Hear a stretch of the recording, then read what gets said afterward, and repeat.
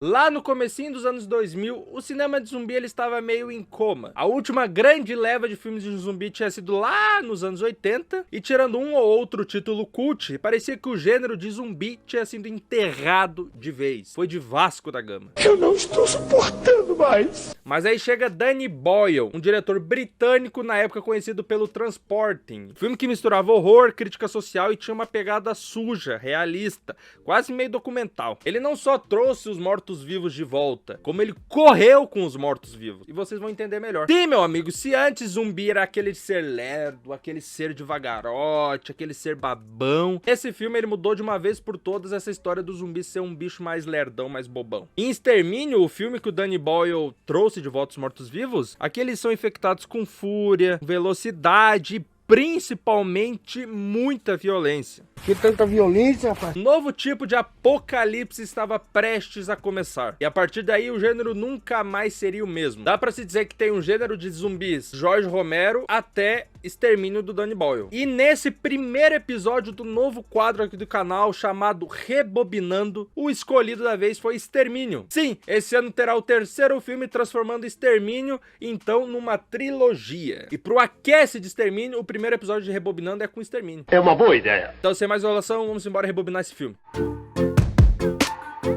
E aí, cambada de rebobinadores, tudo beleza? Eu sou o Mestre, bem-vindos a mais um vídeo aqui no meu canal. Olá, Peter. O Extermínio ele estreou em 2002 no Reino Unido com o roteiro de Alex Garland, que depois tornaria muito conhecido por escrever e dirigir Ex Machina e Aniquilação, por exemplo. A ideia para Extermínio era explorar o colapso social causado por uma epidemia. Não apenas o terror físico, mas sim o terror psicológico também. Porém, o orçamento era baixíssimo. Se a gente se juntar todos os inscritos aqui do canal e cada um der 10 pila, era o orçamento da época. Quero dinheiro. Então Danny Boyle apostou em filmagens digitais com uma câmera Canon XL1. Dá pra perceber a má qualidade das filmagens, questão de imagem no filme, mas já vamos falar isso adiante. Locações reais em Londres, nada ali de CGI, muitas das vezes gravando de madrugada ou então no início do pôr do sol, sem fechar ruas. Ali tinha uma ajuda ou outra de alguns policiais, porém eles tinham que fazer até gravações mais rápidas, o que deixou o filme até com poucos cortes em algumas certas cenas, porque eles precisavam gravar com uma certa pressa. Por isso mesmo, eu vou até citar um pouco melhor na hora que for dar minha opinião, deixa o filme com um clima mais documentável, assim. Isso ajudou a criar aquela sensação crua e assustadora de abandono por completo, sendo registrado, por exemplo, na cena inicial do personagem do Cillian Murphy em Londres. Aí vale lembrar, meus queridos, mesmo que o filme tecnicamente não tenha zumbis se infectados por um vírus chamado raiva, o impacto dele no gênero foi tão grande que muitos consideram que esse foi o ponto de virada na era moderna dos filmes de mortos-vivos. Ele foi a porta de entrada para coisas como Madrugada dos Mortos, do Zack Snyder, Guerra Mundial Z, que todo tiozão gosta, e até The Walking Dead. Inclusive, o primeiro episódio de The Walking Dead é muito inspirado em Extermínio.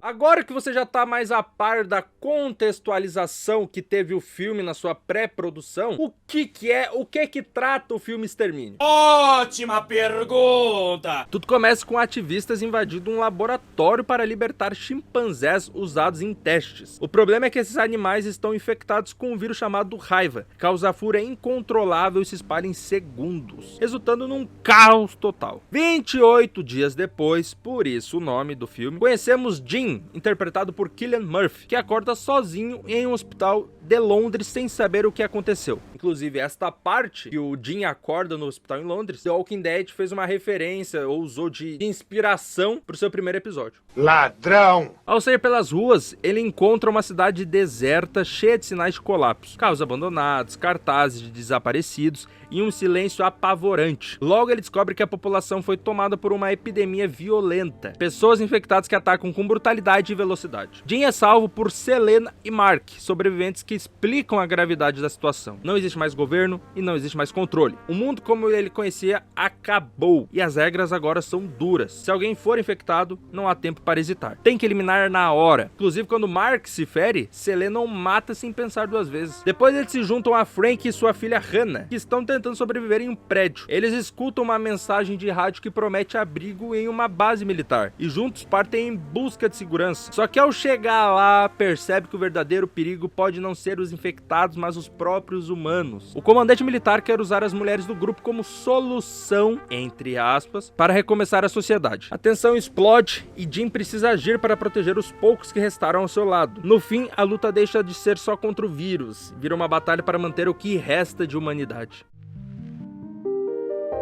Bom, agora vamos ao ponto, vamos ao que eu achei do filme após os 13 anos que ele tem de lançamento. E assim, de início, o Extermínio sempre foi, se não for o meu filme favorito de zumbi. Eu sou um cara que gosto muito de filmes de zumbi, não vi todos. Jorge Romero, por exemplo, eu não vi todos os filmes de Jorge Romero. Só que dos que eu vi, o Extermínio de fato é um dos melhores, porque ele trata tanto questão física, questão terror, questão gore, questão criação de mundo, como ele também trabalha muito bem a questão psicológica, a questão social, a questão de humanidade num mundo onde já nem existe mais humanidade. E ele aborda tudo que precisa ter em uma obra de zumbi para ser minimamente bom ou interessante. A escassez dos suprimentos, a questão do barulho, a questão da forma de se infectar, tudo é muito bem utilizado no filme. Assim, ó, pra resumir, sabe o que a gente vê em The Walking Dead? Sabe o que a gente vê até em The Last of Us? Sabe o que a gente vê nas obras mais modernas de zumbi? Pense que foi criada aqui. Antes de Extermínio, não existia parada de zumbi velocista. Pô, em The Last of Us a gente tem baiacu, a gente tem espreitador, a gente tem corredor, a gente tem instalador. Guerra Mundial Z, os zumbis se matam um em cima do outro. Tudo vem a partir desse filme de Extermínio. Questão da infecção, de ter que matar o outro ali em segundos. Extermínio. Questão de suprimentos ali, questão de não fazer barulho. Extermínio. Tudo que você acha bom e que acha necessário pra ter num filme de zumbi / terror, né? Começou em Extermínio. Então, assim, pra uma pessoa assistir hoje o filme de Extermínio, é capaz dela achar, uma pessoa que não viu na época,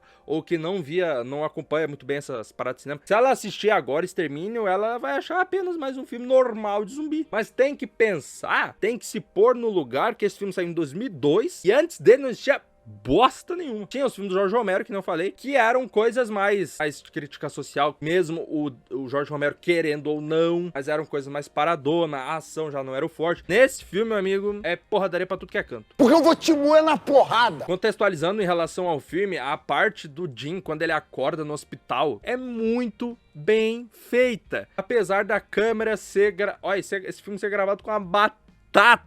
Tem hora que, assim, principalmente quando é escuro, não dá pra entender bosta nenhuma. Quando tá em claro, quando tá na luz do sol, é entendível. No hospital, como era tudo branco, era entendível. Mas, enfim, a parte do hospital ali é muito legal. A criação do mundo ali, toda a gravação. A parte com a música é que, infelizmente, não dá pra pôr no YouTube. Mas a parte do Jim saindo em Londres e tocando a música, tipo, só a música e o Jim andando e catando dinheiro, representa muita coisa, é muito interessante, é muito boa essa cena. Muito bom. Porém, vai de encontro com algo que eu incomodou durante o filme. Tem que lembrar que é um filme de baixo orçamento, né? Não é um Guerra Mundial Z. Mas os zumbi ou / infectado desse filme, meio que eles aparecem do nada, assim, sabe? Jim pega uma coca, joga pra cima, tá andando com uma sacola cheia de lata, abre porta, derruba carrinho e não aparece infectado. Aí do nada, assim, aparece o infectado ali. Aí o Jim começa a falar alto com uma pessoa, outra pessoa começa a gritar com o Jim, não aparece infectado. Sabe? São algumas coisas ali que dá pra relevar por conta do baixo orçamento. Chato pra caralho. Mas assim, falando em baixo orçamento, dá pra se dizer que o Danny Boyle fez um bom trabalho com tão pouco. Tem defeitos? Tem defeitos. Principalmente nas lutas corpo a corpo. Assim, dá pra ver ali escassez de material financeiro, assim, pra produção fazer algo mais decente. Que é, tipo, é muito corte. As cenas de luta ali corpo a corpo é muito corte. Lógico, que nem eu falei, por conta do baixo orçamento. Porém, ainda fica interessante. Se você olhar pro lado gore, olhar pro lado terror, toda hora se enfocando no olho do infectado tudo vermelho, ele consegue ainda fazer chover no deserto. Eu não entendi esse final. Mas as cenas de ação, infelizmente, são coisas difíceis de entender por ter muito corte. Mas assim, pra mim, as melhores coisas que tem no filme é, por exemplo, a dinâmica de grupo. A dinâmica com os grupos que estão formados. A gente, pelo menos, se importa com os personagens, sabe? E hoje em dia, nos filmes de zumbi, você se importar com a pessoa que não é protagonista é muito difícil. Isso é um negócio muito complicado, cara. E a gente se importa, por exemplo, vou até citar um momento do filme, no momento onde tá o Jim, a companheira dele, que não é namorada, né, mas a companheira dele, o pai e a filha que eles encontram, e eles atravessam um túnel e precisam trocar um pneu, vindo uma horda de infectado, e a gente começa a torcer, vai, pra eles trocar rápido aquele pneu, mesmo sabendo, querendo ou não, no fundo a gente sabendo que não vai dar merda, a gente fica torcendo pros vagabundos ali terminar de uma vez. Isso mostra um ponto que a gente se importa com os personagens, de fato. Toda a jornada ali do Jim com a sua companheira, da filha com o pai, desde o ponto que eles se encontram até eles chegarem lá no grupo que tem a Promete Solução, é muito boa. A gente fica feliz quando eles entram no mercado. A cena do mercado eu acho muito boa. Eu acho muito conivente com o que, por exemplo, eu faria no Apocalipse Zumbi. Olha, se eu tô no mercado e tá vazio, tem infectado, não tem humano, só eu, meu amigo, junto o carrinho de compra, bota um carrinho e vai embora. É muito conivente com o que pessoas normais fariam. Ladrão! Outra coisa que também é bem incrível é a parte do grupo dos militares, questão com as mulheres. Meu amigo, militar, quanto tempo que não vem uma mulher e o cara prometer, ó, vamos fazer essas coisas que daí eu dou uma mulher pra vocês. E apareceu uma mulher ali, duas mulheres assim, do nada pra eles. E aí, por isso, eles são meio que os vilões do filme, que depois leva a crer que... Leva a que não, mas dá uma interpretação no final do filme, né? De que a humanidade já nem existe mais. Não é nem por conta dos zumbis, dos infectados, em sim dos humanos que restaram. É bem interessante. Essa parte da mulher eu achei bem interessante. É uma jogada de gênio do Alex Garland, do roteirista, que mostra mais ainda que o roteiro é a melhor coisa do filme. Agora, pra não puxar tanta sardinha pro lado do Alex Garland, do roteirista, o visual do filme é muito bom. Eu falei ali da qualidade de imagem, só que no fundo, essa qualidade ruim consegue até ter ponto positivo. Ela lembra muito coisa documental. Ela lembra até uma parada documentária. Parece que a gente tá vendo um documentário do Jim, um sobrevivente do apocalipse zumbi que teve em outro universo. Querendo ou não, essa qualidade ruim torna o filme mais crível. Não tô falando que agora todo filme tem que ir lá e gravar com a câmera ruim. É que no contexto de extermínio funcionou. O visual dos infectados é basicamente o que a gente vê hoje em dia. Só que nem eu falei, tem que imaginar que é um filme zumbi moderno, entendeu? Ele que criou o zumbi como é hoje em dia. Mas pra mim, tipo, a maquiagem dos infectados é muito boa, mas os trejeitos dos infectados pra mim é excelente. Todo ator ali que vira infectado, desde o padre quando o Jim encontra lá na igreja, até pro pai da menina quando ele se infecta, com uma jogada de roteiro muito boa também do corvo, do sangue caindo no olho dele, e aí os trejeitos dele, tipo, jogando os braços pra trás, sim, muito bem feito. No geral, é um bom filme que tem como ponto positivo o roteiro muito bem escrito e que é transmitido pra gente através de uma direção que faz um bom serviço com o orçamento que tinha. Tem cenas de ação confusas, porém dão medo. E é um filme de terror. No fundo, no grosso modo, é um filme de terror. Pra mim, Extermínio é um belo de um nota 8. Mas enfim, galera, esse foi o primeiro episódio de Rebobinando, onde eu trago Extermínio, ou melhor, 28 dias depois. Deixa aí embaixo o que você acha desse filme, deixa aí embaixo quais são as suas expectativas para o terceiro filme. Próximo vídeo provavelmente tende a ser o segundo episódio de Rebobinando Extermínio, que eu vou falar mais sobre Extermínio, parte do Extermínio 2. Esse foi o vídeo, espero que vocês tenham gostado. Deixem ideias de filmes para trazer o Rebobinando. Acredito que esse ano vai ser Rebobinando de Extermínio e Rebobinando de Invocação do Mal. Mas deixa aí embaixo sugestões. Esse foi o vídeo, espero que vocês tenham gostado. Like, favorito, compartilha com teus amigos. Eu falei, valeu, vou pegar uma onda.